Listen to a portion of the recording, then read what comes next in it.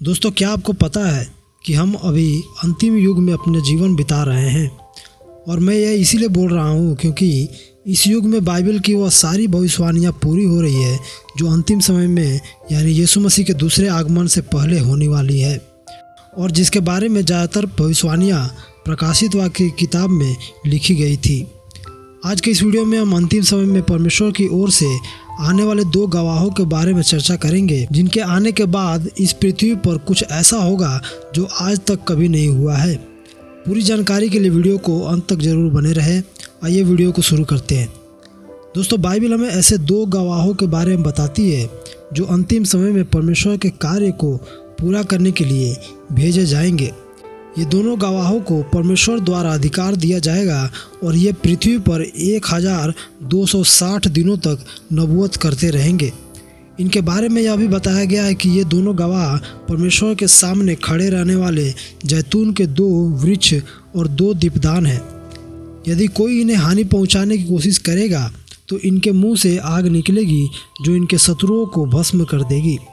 लिखा है प्रकाशित वाक्य अध्याय 11 उसका 3 से 5 में, और मैं अपने 2 गवाहों को यह अधिकार दूंगा कि टाट ओढ़े हुए 1260 दिन तक भविष्यवाणी करे।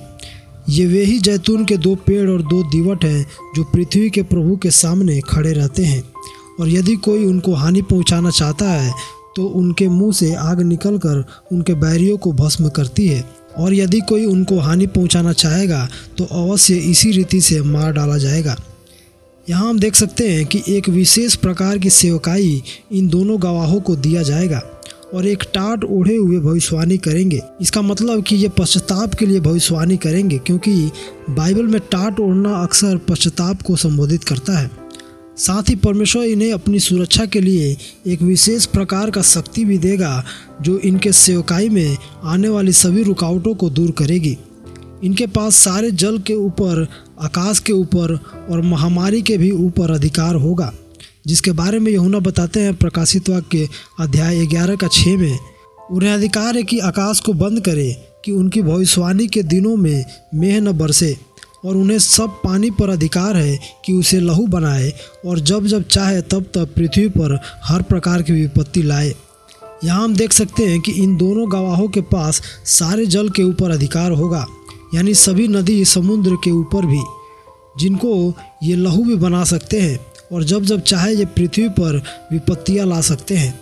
इतनी सारी शक्तियाँ होने के बावजूद भी जब इनकी गवाही पूरी हो जाएगी तब इन्हें एक पशु द्वारा जो अथाह कुंड से निकलेगा मार डाला जाएगा, और यह देखकर संसार के दुष्ट लोग खुश होंगे।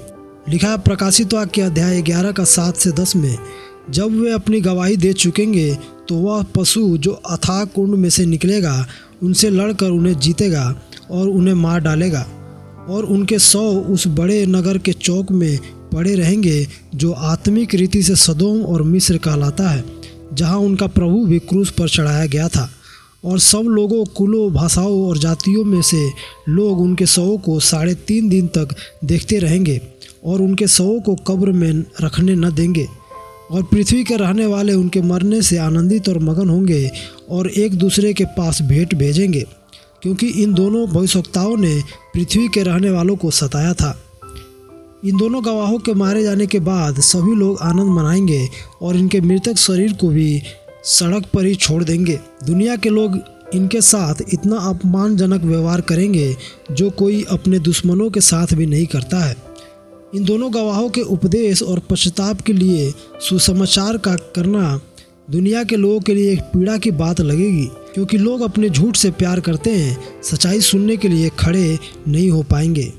दोनों गवाहों के मारे जाने पर दुनिया के लोग आनंद मनाएंगे, लेकिन यह आनंद जल्द ही आतंक में बदल जाएगी, क्योंकि दोनों गवाह सबके देखते हुए जीवित किए जाएंगे। लिखा है प्रकाशित वाक्य अध्याय 11 उसका 11-12 में, परंतु 3.5 दिन के बाद परमेश्वर की ओर से जीवन का श्वास उनमें बैठ गया और वे अपने पाँवों के बल खड़े हो गए, और उनके देखने वालों पर बड़ा भय छा गया, और उन्हें स्वर्ग से एक बड़ा शब्द सुनाई दिया, यहाँ ऊपर आओ। यह सुन वे बादल पर सवार होकर अपने बैरियों के देखते देखते स्वर्ग पर चढ़ गए। यहाँ हम देखते हैं कि ये दोनों गवाह अपनी मृत्यु के 3.5 दिन के बाद फिर जीवित किए जाएंगे। लोग यह सब देखकर डर जाएंगे और क्योंकि पृथ्वी के लोग इन दोनों गवाहों को तुच्छ समझे, परमेश्वर इन दोनों गवाहों को स्वर्ग में बुला लेगा और दोनों गवाह बादलों में सबके देखते हुए स्वर्ग में चले जाएंगे। इनके स्वर्ग में जाते ही एक बड़ा भूकंप आएगा। इस भूकंप में नगर का 10वां हिस्सा भी गिर पड़ेगा और 7,000 लोग इसमें मारे जाएंगे और बाकी लोग जो बच जाएंगे इन सारी घटनाएं होते देखकर पश्चाताप करेंगे और परमेश्वर की महिमा करेंगे।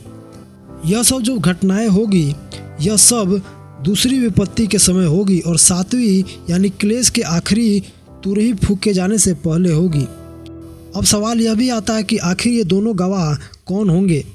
बहुत लोगों का यह भी कहना है कि इन दोनों गवाहों का व्यवहार और सेवकाई बाइबल के 2 भविष्यवक्ताओं से ज़्यादातर मिलती जुलती है, जैसे कि मूसा और एलिया।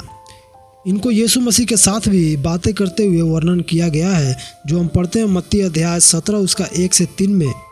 6 दिन के बाद यीशु ने पतरस और याकूब और उसके भाई यूहन्ना को साथ लिया और उन्हें एकांत में किसी ऊंचे पहाड़ पर ले गया और वहां उनके सामने उसका रूपांतर हुआ और उसका मुंह सूर्य के समान चमका और उसका वस्त्र ज्योति के समान उजला हो गया और मूसा और एलिया उसके साथ बातें करते हुए उन्हें दिखाई दिए।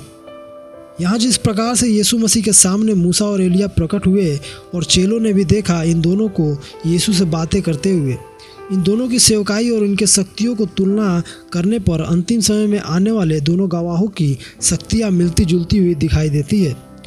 फिर भी बाइबल हमें ऐसी कोई कंफर्म बात नहीं बताती है कि मूसा और एलिया ही ये 2 गवाह होंगे। दोस्तों, आपका क्या विचार है हमें कमेंट करके ज़रूर बताएं। वीडियो को लाइक करें और चैनल को सब्सक्राइब कर लें ऐसे ही और वीडियो के लिए। धन्यवाद। जय मसीह की।